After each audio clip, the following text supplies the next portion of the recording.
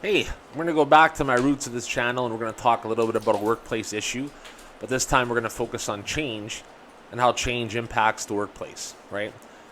Everywhere you've worked, there's always been changes, whether it comes from corporate or it comes from your management or it comes from a grassroots level saying, hey, this needs to go. Things are constantly evolving.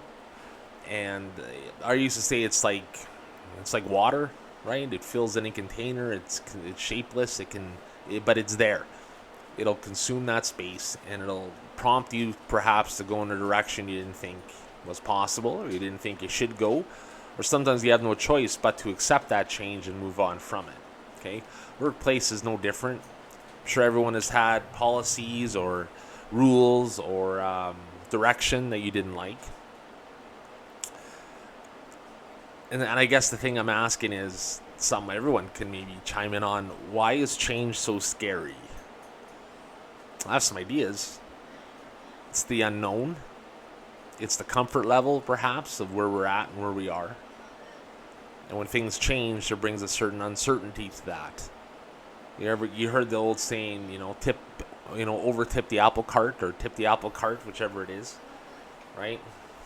But people will fight change till their dying breath. And why? Especially when you're in a profession that has nothing but change attached to it.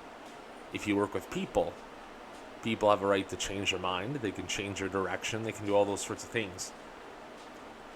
So why are we so resistant? Is it fear?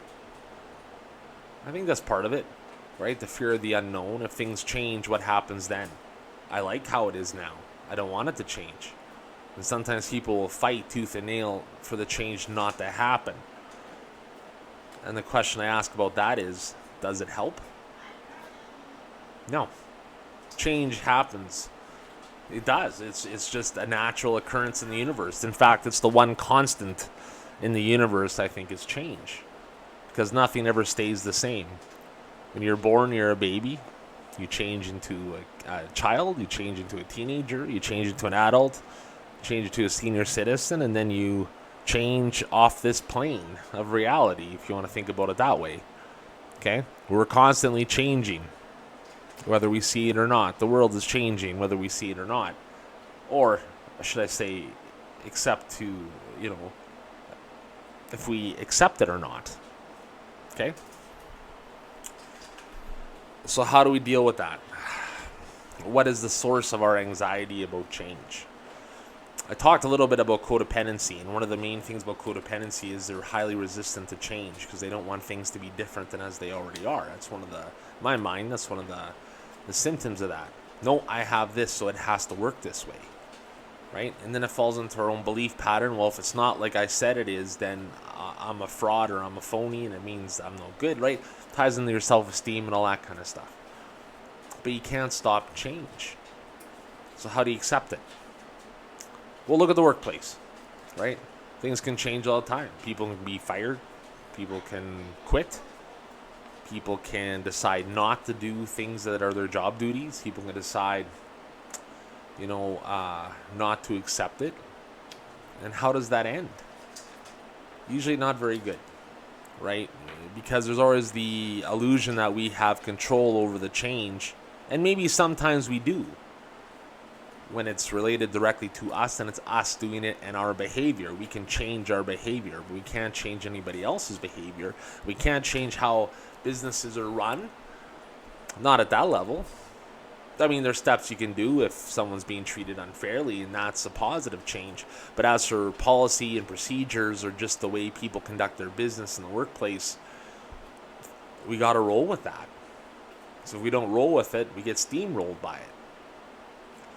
Okay, a good example would be a new policy comes down, right? I worked at a place where we had a policy come down and people are dead set against it. I'm not doing this. This is unfair. It's against my rights. And it was something cosmetic, right? I think, well, I'll say nail polish. Gel nails. Say gel nails, right? I can't do this because of this, okay? As an example. Will you hold a mass walkout? Like, how far are you prepared to go to prevent that change from occurring? It's like the old expression, pick a hill to die on. This is one of those moments where you have changes coming, and if you refuse to look at it in a reasonable lens, other than just stop and say, I'm not doing this, blah, blah, blah, this isn't my job, blah, blah, blah. Well, I'll tell you, chances are it is your job. You just don't want to do it. So people say things like, that's not my job. Most of the time, it is, right? It's like if you're, I don't know, if you're a jail guard or something, then all of a sudden, oh no, he broke his leg, I better operate. Now, that isn't your job. You're not a doctor. But it was something in the workplace that's related to your duties. Most things have an operational considerations attached to it. So it means like, look, we're all working towards the benefit of the facility, which in theory, change should be helping, right? But a lot of times people will be like, no, that's not the case. And then there's not only the fight of trying to implement something, but trying to get people to follow it because they either disagree or just don't want to do it because their job might be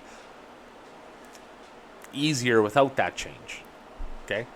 I've been in situations too where it's like if it's a little bit lax and then it has to get a little bit not so lax, people will be like, you can't do this to me, right? Well, it's like, no, it's your duty. It's like, what are you doing for the company? It's like people that sit back and talk about, oh, we're wasting the company money, but are sitting there not doing anything, right?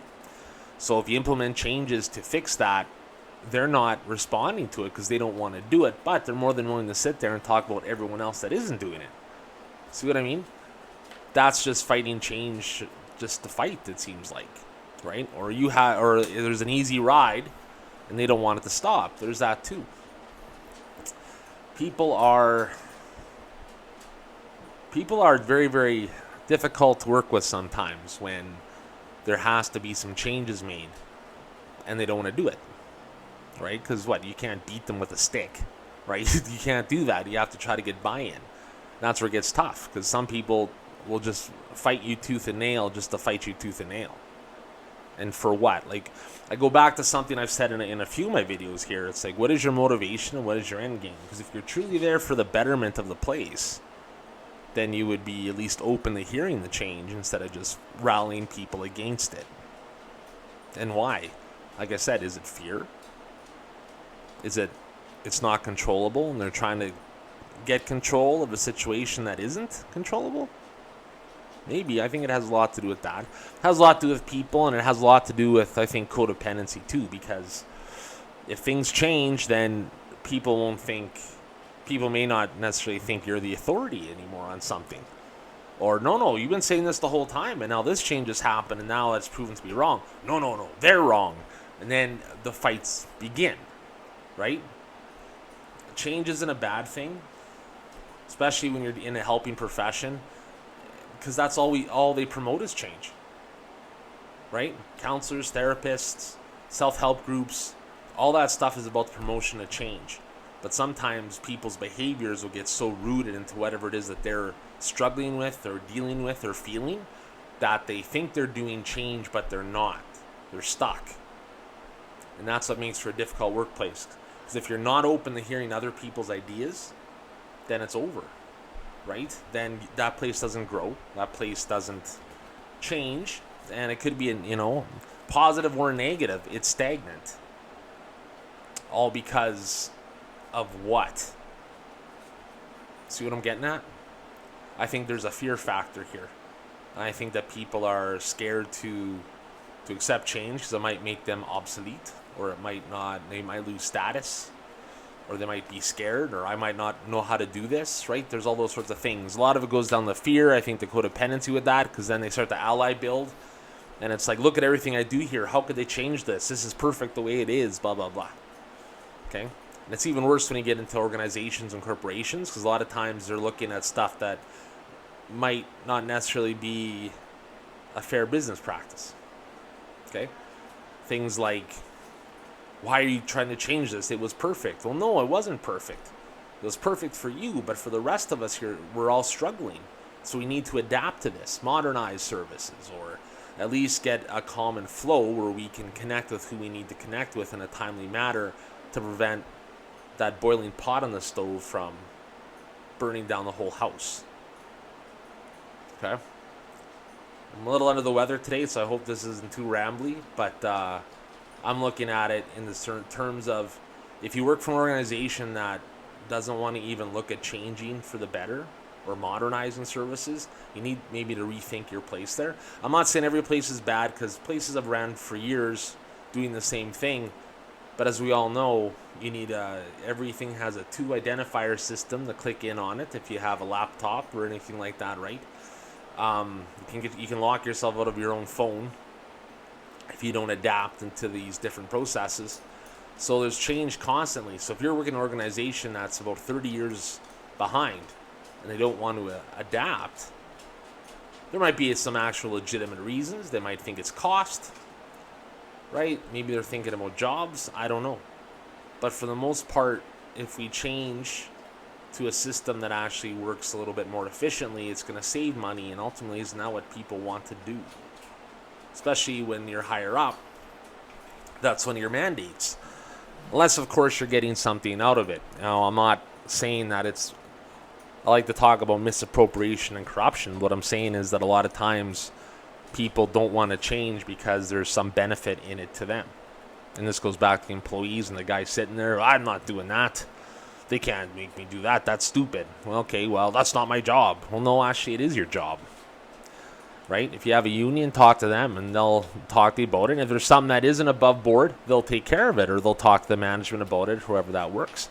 But I mean, for the most part, if you're just a guy working at a place and these changes come down, unless it's something that's going to harm you or somebody else, like, you do have a right to refuse. I'm not stepping on that. What I'm saying is, if it's something that's in your job duties, but something you haven't done before, and you're going to get properly trained on how to do it, then I don't see what the issue is there. There's more to it than that for people. Okay, there's usually something happening. Either, like I said, it's an easier ride if they don't, so they're not going to do it because it's not beneficial to them. And then what do you do with individuals like that in the workplace? Because those kind of people will try to ally other people to see their point of view, whether it's right or not. And it just causes more issues down the line instead of just coming forward and saying, listen, I disagree with this for this reason. One of my other videos I mentioned, look, you just got to be yourself and you got to look after yourself. And that's part of that. Part of it is having your own voice and saying, you know what, I don't understand this. So far I disagree with it. Can you explain to me why this change is happening? Then most managers or whoever will explain that. Mando will explain that. And then it's usually a done deal.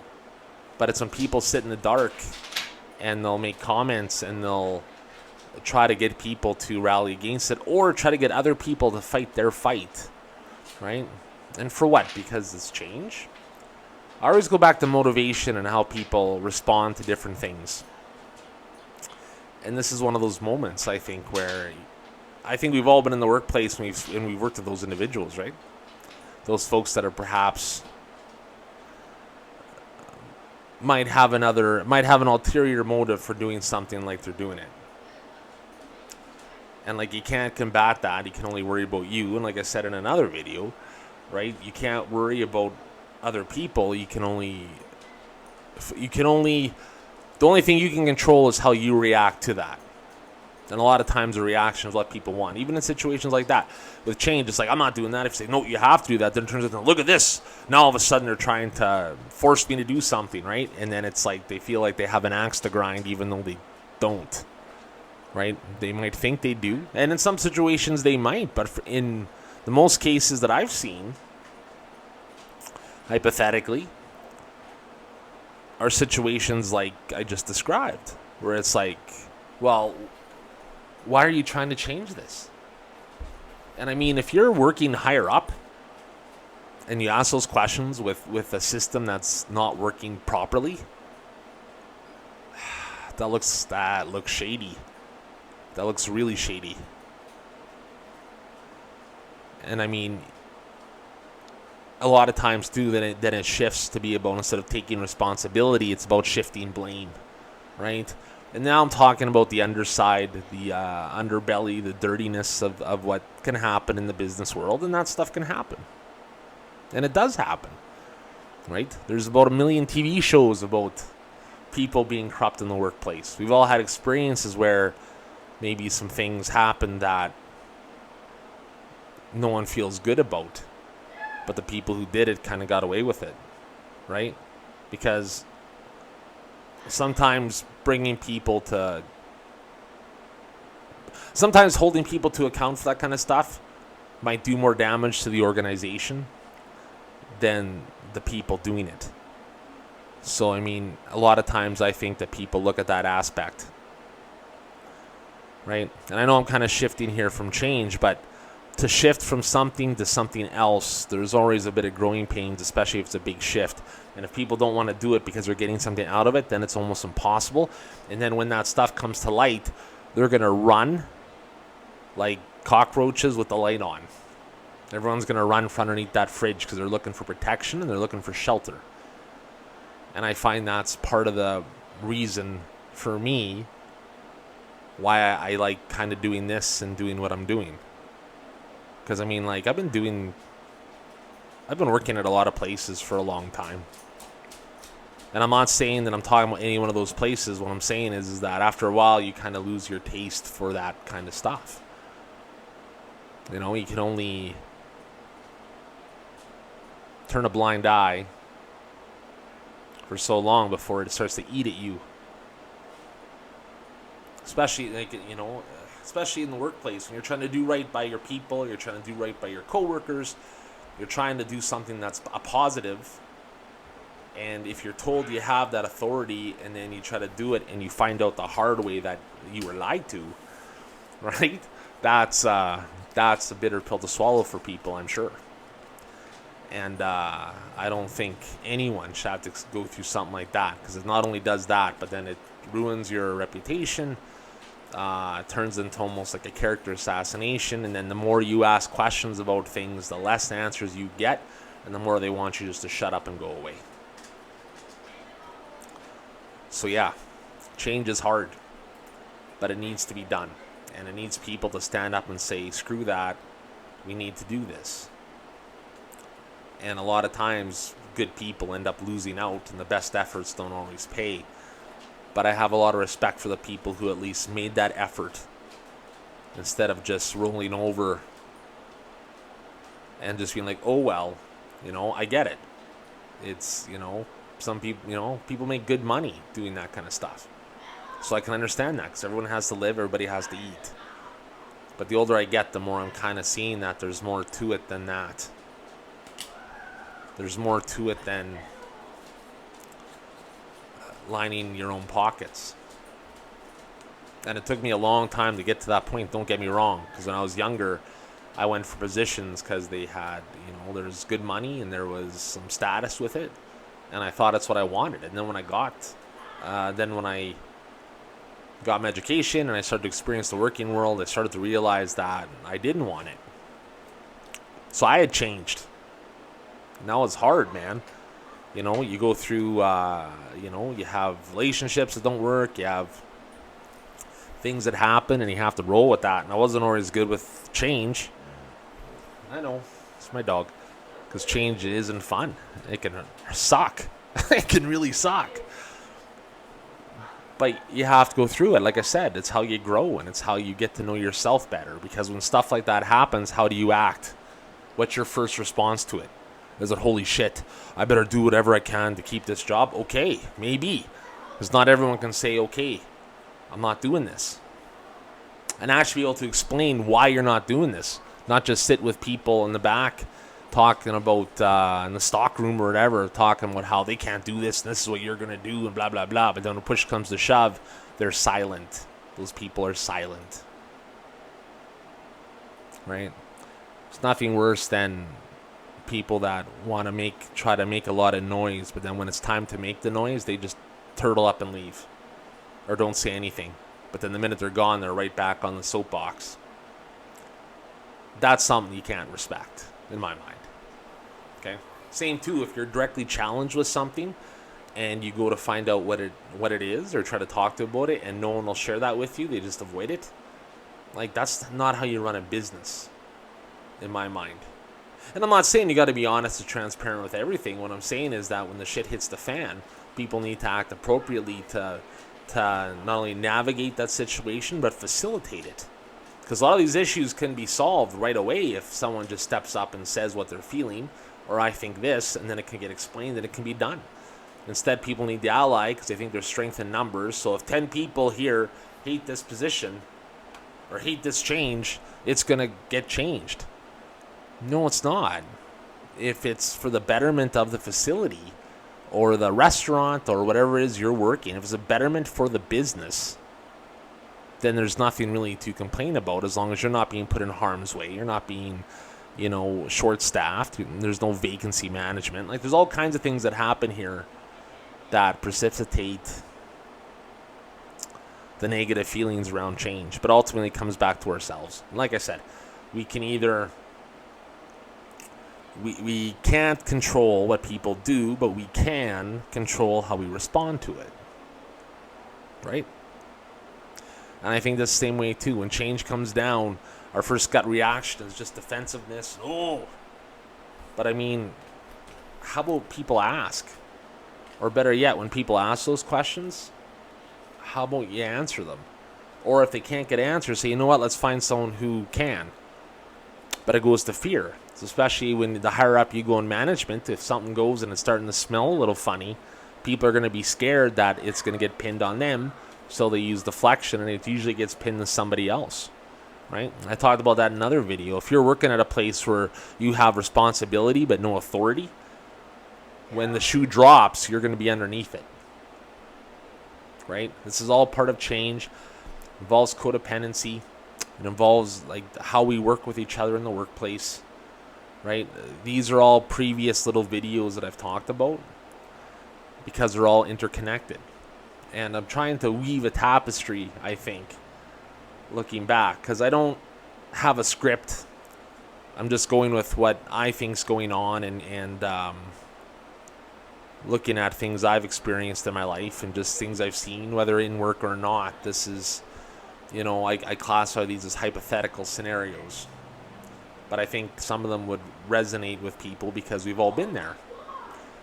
So I think what we're going to do now is just think about change as another force of motion or another it's a constant, right? And just all I'm asking everybody here, if you made it through this video at 23 minutes, holy smokes, if you made it through this video so far, just think, what is your motivation when change happens? Are you reacting out of fear, or are you reacting out of self-preservation? Are you acting out of concern? Like, what is your motivation here? Are you worried about losing your job? If you are, okay. But own it. Don't go around behind people's backs because that makes you part of the issue. I have no respect for that either, right? And I know I'm talking about, it must be nice with my rose-colored glasses on over here. But what I'm saying is this. You have to expect people to lie to you because they will. Especially if you have something they want or you're trying to change something that they're benefiting from. And the minute you start that or pull the thread on that wool sweater, expect it to unravel and expect at the end not to have a shirt because you're going to be out in the cold. Somebody has to pay the price, even if there's no price to pay. But if an organization is not working right and all of a sudden it has to be changed for the better, or it has to be changed to something else, someone has to pay. Right? It's like the Scarlet Letter with no adultery. I don't know what to say, but it's like, there's an old show with Chuck Connors called Branded, right? That's what this is. And I don't think that's fair either for people. For nobody. Right? If things don't work out, they don't work out. But if you're trying to hide behind something else, then enjoy the money you're making. But your integrity costs way more than what you're getting an hour, is the way I look at it. And I don't expect people to quit over that, but I expect people, they could take the proper channels, but they just don't because they go for the easiest route possible. And sometimes it's easier to provoke other people the followers of the group, the sheep, to lead the charge, and then they're the first ones slaughtered, right? While the other ones plan a second offensive, right? Like, that's what I mean here. Think about your own intentions. Think about your own motivations. And most importantly, think about yourself. Because if you don't know something or disagree with it, and you're not willing to say, hey, I disagree with this, can you explain to me why this is like it is? And you're willing instead to go around and ally build and build stuff up just to fight that change, that says more about you than it does what the actual change is. Make sense? I hope so. I've been taking a lot of Sudafed today. But listen, we're at the 25-minute mark. I'm not going to go any further. If you want to know more about this, if you want me to talk more about this, or if you have any ideas for something in the workplace you'd like to hear about, leave a comment below.